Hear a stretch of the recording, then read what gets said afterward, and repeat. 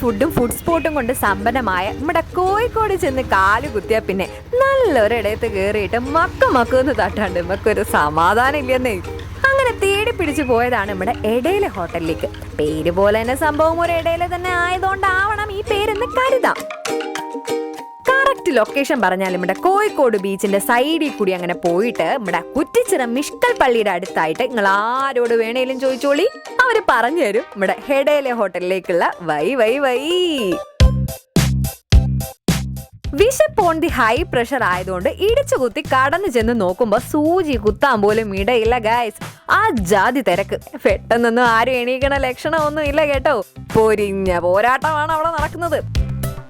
തട്ടിലിരിക്കണ പയമ്പൊരിയും ഉപ്പുമാവും, തട്ടിലിട്ട് ഇളക്കണ നല്ല പച്ചമുളകും കറിവേപ്പിലയും പൊടിച്ചെടുത്ത നല്ല എരിവുള്ള കുരുമുളകും ചേർത്ത് കുനുകുനാന്നരിഞ്ഞ് ചേർത്ത ബീഫും ചേർത്തുള്ള ബീഫ് കറിയും, മൂക്കുമുട്ടെ തട്ടാൻ പ്ലേറ്റേ കയറ്റണം നല്ല ആവി പാറണ ചൂട് പൊറോട്ടയും നോക്കി എന്താണെങ്കിലും അധിക നേരം വെള്ളം ഇറക്കേണ്ടി വന്നില്ല. നമ്മുടെ ഭാഗ്യത്തിന് സീറ്റ് ഒഴിഞ്ഞു. അപ്പൊ കമോൺ ഗായ്സ്, എന്നെ ഫോളോ മീ. പിന്നെ അങ്ങോട്ട് വിഭവങ്ങളുടെ ഒരു വരവായിരുന്നു. പയമ്പൊരി വന്നു, പൊറോട്ട വന്നു, ഉപ്പുമാ വന്നു, അവസാനം ബീഫ് കറിയും വന്നു. ഇനി ഒന്നും നോക്കാനില്ല, തട്ടിക്കോ. വരട്ടെ. അതിന് ചില ചിട്ടവട്ടങ്ങളൊക്കെ ഉണ്ട്.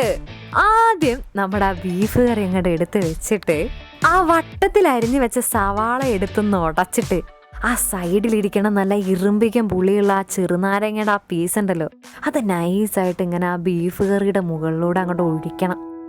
ഒരു കുഞ്ഞിപ്പിടി ബീഫ് അതിനുശേഷം പ്ലേറ്റിലേക്ക് എടുത്ത് വെച്ചിട്ട് ആ പഞ്ഞി പോലെ നനൂന്നിരിക്കണ ആ ഉപ്പുമാവില് ഒരു ഇച്ചിരി എടുത്തിട്ട് ഒന്ന് നൈസായിട്ടൊരു പിടി പിടിച്ചാലുണ്ടല്ലോ, സ്വർഗത്തിലോ ആ പാട്ട് നമ്മളൊന്നും അറിയാതെ പാടിയിരിക്കും. എന്നാ ഒരു ടേസ്റ്റ് ആണെന്ന് അറിയാവോ.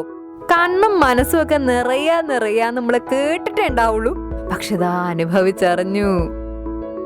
ഇനി ആ ബീഫിന്റെ എരിക്ക് മുകളിലൂടെ നല്ല പഞ്ചാര ഇട്ട നല്ല ചൂട് കട്ടൻ കൂടി ആയാലാ സംഗതി കളറാണ് മക്കളെ.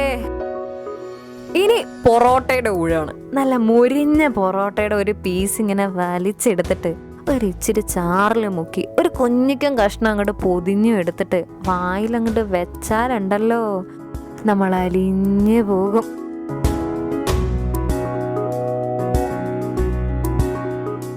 അടുത്തതിനി പഴംപൊരിയും ബീഫിന്റെയും വരവാണ്. ഹലുവയും മത്തിക്കറിയും എന്ന പോലാണ് നമ്മുടെ പഴംപൊരിയും ബീഫും. പക്ഷെ ഇതുപോലൊരു കോംബോ വേറെ ഇല്ലതാനും. അങ്ങനെ അവസാനത്തെ പഴംപൊരിക്ക് വേണ്ടിയുള്ള പിടിയും വലിയും കൂടി അതും കൂടി തട്ടി എഴുന്നേറ്റപ്പോഴാണ് അറിയുന്നത് വയർ നല്ല വീപ്പ് കണക്കെ വീർത്താണിരിക്കുന്നത് ഗൈസ്, വീർത്താണിരിക്കുന്നത്. 100 രൂപയ്ക്ക് നല്ലൊരു കിടുക്കാച്ചി ബീഫ് പ്ലേറ്റും 20 രൂപയ്ക്ക് അതിലും കിടുക്കാച്ചി ആയിട്ടുള്ള ഒരു ഉപ്പുമാവും 10 രൂപയുടെ ആ പൊറോട്ടയും തട്ടാനുള്ള തിരക്കിന്റെ ഗുട്ടൻസ് ഇപ്പോഴല്ലേ പിടി കിട്ടിയേ. പക്ഷേ അത് തട്ടണയിൽ കുറഞ്ഞതൊരു 10 മണിക്ക് മുന്നെങ്കിലും എത്തണം.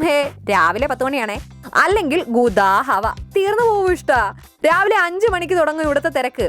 7 മണി 8 മണിക്കാണ് ഇവരുടെ പീക്ക് ടൈം. ആ സമയത്ത് കാല് കുത്താൻ ഇവിടെ ഇട ഉണ്ടാവില്ല. എന്തോ ഭാഗ്യം നമ്മൾ 10 മണിക്ക് മുന്നേ എത്തുകയും ചെയ്തു, നല്ല തട്ടുകയും ചെയ്തു. അത് പറഞ്ഞപ്പോഴാ ഇതാണ് നമ്മുടെ ഇടയിലെ ഹോട്ടൽ. സിൻസ് 1930 ആണ് കേട്ടോ ഗൈസ്. അതായത് നമ്മുടെ ഉപ്പ് സത്യാഗ്രഹം നടന്ന വർഷം. ഓ ഗോഡ്, എന്താണേലും അന്ന് തൊട്ട് ഇവിടെ നമ്മുടെ ഇടയിലെ ഹോട്ടൽ ഉണ്ടെന്നാണ് നമ്മുടെ കടയുടെ ഓണർ ചേട്ടനും കൂടി പറഞ്ഞത്. നേരത്തെ പറഞ്ഞതുപോലെ ഹോട്ടൽ ഒരു ഇടയിലായതുകൊണ്ടാണ് അത്രേ ഇടയിലെ ഹോട്ടൽ എന്ന പേര് വീണത് അത്രേ. നോമിന്റെ 6th സെൻസിന്റെ ഒരു കാര്യം ഇതൊക്കെ നേരത്തെ ഗ്രഹിച്ചിരിക്കണോ.